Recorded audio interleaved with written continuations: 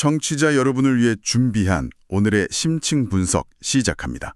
오늘은 가구회사 럽색의 2026 회계연도 2분기 실적 발표를 들여다볼 텐데요. 요청하신 대로 CEO의 큰 그림이나 애널리스트와의 긴 질의응답 이런 건 다 건너뛰고 오직 CFO의 준비 발언, 그러니까 숫자에만 집중해 보겠습니다. 모든 전력의 결과가 드러나는 가장 맹정한 지점이죠. 오늘 우리가 파헤쳐볼 핵심은 바로 이겁니다. 성장을 위해 이익을 얼마나 희생할 것인가. CFO의 발언을 통해 럽색이 이 위험한 줄타기를 어떻게 하고 있는지 한번 숫자로 확인해 보죠. 네, 맞습니다. CFO의 발언은 사실 회사의 현재와 또 가까운 미래를 가장 가감없이 보여주는 청사진 같은 거거든요. 여기에는 희망사항이라기보다는 재무적인 현실이 담겨 있죠. 자료를 보면 크게 세 부분으로 나뉩니다. 첫째는 지난 2분기 성적표, 그리고 둘째는 회사가 버틸 체력이 있나, 이걸 보여주는 재무 건전성. 마지막으로 가장 중요한 앞으로의 계획, 즉 가이던스입니다. 이 흐름을 따라가면서 숫자 뒤에 숨은 진짜 이야기를 한번 파헤쳐보죠. 좋습니다. 그럼 첫 번째, 2분기 성적표부터 한번 열어보죠. CFO는 역시나 매출, 그러니까 회사의 외형이 얼마나 커졌는지부터 이야기를 시작했는데요. 성장을 하긴 했는데 시장을 압도할 만한 그런 기세는 아니었던 것 같아요. 네, 순매출이 1억 6,050만 달러. 작년 같은 기간보다 2.5% 증가했습니다. 근데 이 숫자를 조금만 자세히 들여다보면 흥미로운 균열이 보여요. 균열이요? 어떤 거죠? 바로 고객들이 어디서 물건을 샀느냐 하는 점인데요.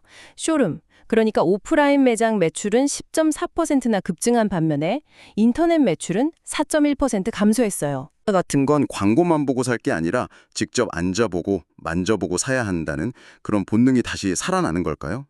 바로 그겁니다. 경험이 다시 중요해진 거죠. 그리고 이런 소비 패턴의 변화는 무엇을 샀는가에서도 아주 극명하게 드러납니다. 러브색의 주력 제품이 크게 두 가지잖아요. 네, 그 레고처럼 조립하는 모듈형 소파, 섹셔널이랑 거대한 빈백, 색이요. 맞습니다. 근데 이 둘의 운명이 완전히 엇갈렸습니다. 어떻게 엇갈렸다는 거죠? 주력 제품인 섹셔널 매출은 4.6% 꾸준히 증가하면서 회사의 성장을 이끌었거든요. 그런데 회사의 또 다른 상징이었던 색 매출은요, 무려 22.5%나 급감했습니다. 22.5%요. 와, 그건 정말 엄청난데요? 그렇죠. 이건 단순히 제품 선호도가 변했다, 이런 차원이 아니에요. 뭐랄까, 러브색이라는 회사의 정체성이 재미있는 가구 회사에서 실용적인 거실 솔루션 회사로 바뀌고 있다는 신호일 수 있습니다. 굉장히 흥미로운 해석이네요. 그러니까 경기가 불확실해지니까 고객들이 충동적으로 살 수 있는 색 같은 재미 위주 제품은 일단 지갑에서 빼버리고 한 번 사면 오래 써야 하는 섹셔널 소파 같은 장기적인 투자에만 집중하고 있다. 이런 말씀이시군요. 정확합니다. 회사의 성장 동력이 지금 어디에 있는지, 그리고 소비자들이 뭘 원하는지를 명확히 보여주는 데이터인 거죠. 하지만 여기서부터가 진짜 이야기의 시작입니다. 매출이 아주 조금이라도 늘긴 늘었는데 과연 물건 하나를 팔아서 얼마를 남겼을까? 바로 수익성이죠. 매출 총이익률. 맞아요. 요즘 같은 세상에 그게 제일 중요하죠. 그래서 그 마진은 어떻게 됐습니까? 여기서부터 뭔가 좀 경고등이 켜질 것 같은 예감이 드는데요. 예감이 맞으셨습니다. 이게 이번 실적의 가장 아픈 부분이었습니다. 매출 총이익률이 56.4%로 작년 59%에서 260bp, 그러니까 2.6%포인트나 하락했어요. 2.6%포인트나요? 네. CFO가 직접 밝혔는데 내륙 운송비 상승 같은 외부 요인도 있었지만 가장 결정적인 원인은 프로모션 할인 때문이었어요. 이것 때문에 제품 마진이 100bp 감소했다고 말했습니다. 잠깐만요. 100bp면 1%포인트인데 이게 전부 할인 때문에 사라졌다는 거잖아요. 이건 거의 제 살 깎아먹기 아닙니까? 고객 한 명을 매장으로 데려오기 위해 예전보다 훨씬 더 많은 이익을 포기해야 했다. 이런 뜻이네요. 네, 바로 그 점이 성장 대 수익성 딜레마의 핵심인 거죠. 2.5%의 매출 성장을 만들기 위해서 2.6%포인트의 마진을 희생한 셈이니까요. 물론 회사도 그냥 가만히 있진 않았습니다. 다른 곳에서 허리띠를 졸라맸죠. 이 손실을 메우기 위해서 운영 쪽에서 얼마나 필사적으로 비용을 줄여야 했던 건가요? 판매 관리비, 흔히 SG&A라고 하죠. 이 비용을 보면 그 노력이 보입니다. 매출 대비 비중이 작년 47%에서 올해 44.9%로 줄었어요. 전문 수수료나 신용카드 수수료 같은 자잘한 비용들을 아끼고 또 베스트바이와의 파트너십 종료 관련 비용도 예상보다 적게 들었다고 하고요. 아, 그래도 역부족이었군요. 네, 역부족이었습니다. 프로모션으로 깎인 마진의 충격이 너무 커서요. 결국 영업 손실은 880만 달러, 순손실은 670만 달러로 작년보다 적자 폭이 오히려 소폭 커졌습니다. 정리하자면 2분기는 겉으론 성장했지만 속을 들여다보면 수익성 악화라는 출혈이 있었던, 말 그대로 상처뿐인 영광이었네요. 이렇게 수익성이 나빠지고 있는데 회사가 과연 버틸 체력은 있는 건가요? 재무 상태는 괜찮았는지 궁금합니다. 이렇게 자신 있게 표현을 했어요. 일종의 방어막은 갖추고 있다는 거죠. 2분기 말 기준으로 3,420만 달러, 우리 돈으로 약 470억 원 이상의 현금을 보유하고 있고요. 신용대출은 전혀 없는 무차입 경영 상태입니다. 아, 그럼 다행이네요. 소매업체의 발목을 잡는 재고 문제, 이런 건 잘 관리되고 있나요? 재고가 쌓이면 결국 또 대규모 할인으로 이어져서 마진을 깎아먹는 악순환이 시작되니까요. 네, 그 부분도 계획대로 관리되고 있고 연말에는 재고 수준이 지금보다 더 낮아질 거라고 예상했습니다. 하지만 이 건전하다는 재무제표 안에서 오히려 회사의 신중함 혹은 불안감이 엿보이는 대목이 하나 있었어요. 어떤 부분이죠? 바로 이번 분기에 자사주를 단 한 주도 매입하지 않았다는 덩입니다. 아, 그건 의미심장하네요. 보통 회사들은 미래에 대한 자신감이 있을 때 자사주를 사들여서 주가를 부양하고 주주들한테 신호를 보내는데 그걸 안 했다는 건가요? 그렇습니다. CFO는 그 이후로 관세 문제나 소비자 지출 둔화 같은 거시경제에 상당한 불확실성을 꼽았어요. 쉽게 말해서 앞으로 무슨 일이 떠질지 모르니 일단 현금을 아껴두겠다는 거죠. 미래에 대한 자신감이 넘쳤다면 공격적으로 자사주 매입에 나섰겠지만 지금은 그럴 때가 아니라고 판단한 겁니다. 알겠습니다. 2분기 성적은 엇갈렸고 재무 상태는 방어적으로 튼튼하다. 자, 그럼 가장 중요한 미래 이야기로 넘어가 보죠. CFO는 남은 한 해를 이 위태로운 줄타기를 어떻게 전망하고 있나요? 여기서 아주 흥미로운 대조가 나타납니다.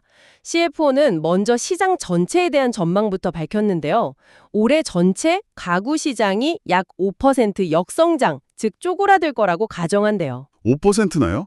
시장 전체가 가라앉을 거라는 비관적인 전망이네요? 그렇죠. 그런데 여기서 재미있는 건 시장이 가라앉는데 러브색도 같이 가라앉을 거라고 예상한 건가요? 아닙니다. 바로 그 지점이 흥미롭습니다. 시장은 가라앉겠지만 우리만은 성장을 이어가겠다고 예측했습니다. 가라앉는 배 위에서 혼자 점프하겠다는 거죠. 그건 좀 지나치게 장밋빛 전망 아닌가요? 시장 파이가 줄어드는 상황에서 우리 몫은 오히려 더 키우겠다니 무슨 숨겨진 비밀병기라도 있다는 겁니까? CFO는 몇 가지 회사 자체적인 순풍, 그레게 성장 동력이 있다고 설명했습니다.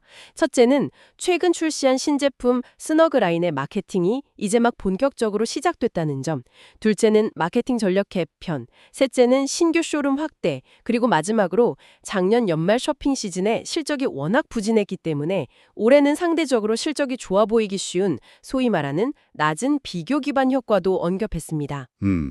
신제품이나 마케팅 강화는 사실 어느 회사나 하는 이야기처럼 들리는데요. 그게 시장 역성장이라는 거대한 파도를 이겨낼 만큼 강력한 엔진이 될 수 있을까요? 그래서 구체적인 예상 실적, 숫자는 어떻게 제시했나요? 연간 순 매출은 4%에서 9% 성장할 것이다. 이렇게 가이던스를 제시했습니다. 기존 전망치보다 범위를 좀 더 좁혀서 구체화했죠. 하지만 문제는 역시 수익성입니다. 앞서 이야기한 마진 압박이 연간 순이익 전망에 그대로 반영됐습니다. 연간 조정 EBITDA를 4,200만 달러에서 5,500만 달러 사이로 예측했는데 이건 이전 가이던스보다 하향 조정된 수치입니다. 잠깐, 여기서 조정 EBITDA라는 말이 나왔는데 청취자분들을 위해 간단히 설명이 필요할 것 같습니다. 그냥 순이익이랑은 다른 개념이죠. 네. 아주 좋은 지적입니다. 조정 EBITDA에서 조정이라는 말이 중요한데요. 이건 실제 현금 유출이 없는 회계상 비용, 예를 들면 이자, 세금, 감가상각비 같은 것들을 빼고 순수하게 회사의 핵심 사업, 즉 영업활동으로 얼마나 현금을 벌어들였는지를 보여주는 지표거든요. 회사가 핵심 사업의 건강 상태가 얼마나 좋은지 보여주고 싶을 때 자주 사용하죠. 러브색의 경우 순손실을 기록했지만 조정 EBITDA는 흑자를 예상하고 있다는 건 핵심 사업 자체는 돈을 벌고 있다는 자신감을 보여주려는 의도로 볼 수 있습니다. 알겠습니다. 핵심 사업은 흑자지만 그 규모가 예상보다 줄어들 거라는 거군요. 그런데 연간 전망보다 더 충격적인 건 바로 다음 분기, 순분기 전망 아니었나요? 맞습니다. 여기가 이번 발표의 클라이맥스였습니다. 당장 다음 분기인 3분기 조정 EBITDA는 100만 달러에서 700만 달러 사이의 손실을 예상했습니다. 네, 손실을 예상한다고요? 흑자가 아니라요? 네, 적자를 각오하고 있다는 겁니다. 매출 총이익률 역시 56에서 57% 수준으로 계속 압박을 받을 거라고 밝혔고요. 특히 CFO는 3분기에 이러한 압박이 가장 두드러질 것이라고 콕 집어 말했어요. 와, 이건 그냥 좀 힘들 거다 수준이 아니라 우리 3분기에는 적자 볼 겁니다라고 시장에 대놓고 선언한 거잖아요. 3분기에 대체 무슨 일이 벌어지는 거죠? 고통의 정점이라는 의미인가요? 바로 그겁니다. 그동안 누적되어 온 프로모션 경쟁과 비용 압박이 3분기에 최고조에 달할 것이라는 신호인 거죠. 단기적으로는 매우 힘든 시기를 지날 테니 투자자들도 이걸 각오해야 한다. 이런 솔직한 고백인 셈이고요. 하지만 이 말을 뒤집어 보면 3분기가 바닥이고 그 이후 특히 연말 쇼핑 시즌인 4분기부터는 상황이 나아질 것이라는 기대를 품고 있다는 의미로도 해석할 수 있습니다. 자, 이 모든 숫자들을 종합해보면 청취자 여러분께 무엇을 의미할까요? 우리는 CEO의 거창한 비전을 건너뛰고 CFO의 냉정한 숫자에만 집중했습니다. 그 결과 어려운 가구 시장 속에서 점유율을 뺏어오며 성장하고는 있지만 그 성장을 위해 프로모션 경쟁에 뛰어들면서 수익성에 심각한 압박을 받고 있는 한 회사의 고군분투를 보았습니다. 네, 숫자는 어려운 소비 환경을 헤쳐나가는 과도기적 기업의 이야기를 들려주고 있습니다. 경영진은 지금의 거시경제 역풍은 일시적이고 신제품이나 마케팅 같은 자사의 성장 동력은 지속 가능하다고 굳게 믿고 있는 것 같아요. 가이던스를 통해서 3분기라는 가장 어두운 터널만 지나면 4분기부터는 다시 빛을 볼 수 있다는 메시지를 시장에 던진 셈이죠. 바로 그 지점에서 청취자 여러분이 생각해볼 마지막 질문을 던져드립니다. CFO는 발언 말미에 이런 말을 덧붙였습니다. 올해 말부터 매출 총이익률에 도움이 될 추가적인 조치들을 파악했으며 이를 통해 시간이 지나면 목표 수준으로 돌아갈 것이다. 하지만 그 추가적인 조치가 무엇인지는 구체적으로 설명하지 않았습니다. 그렇다면 질문은 이겁니다. 이미 할인에 익숙해진 고객들을 잃지 않으면서 동시에 깎여나간 마진을 회복하기 위해 이들이 실제로 꺼내들 수 있는 카드는 무엇일까요? 공급망을 혁신해서 원가를 낮추는 것일까요? 아니면 고객들이 눈치채지 못하게 가격을 올리는 교묘한 정책일까요? 혹은 지금의 할인 전략 자체를 근본적으로 바꾸는 것일까요? 바로 이 질문에 대한 답이 럽색의 다음 실적 발표에서 우리가 찾아야 할 진짜 핵심일 겁니다.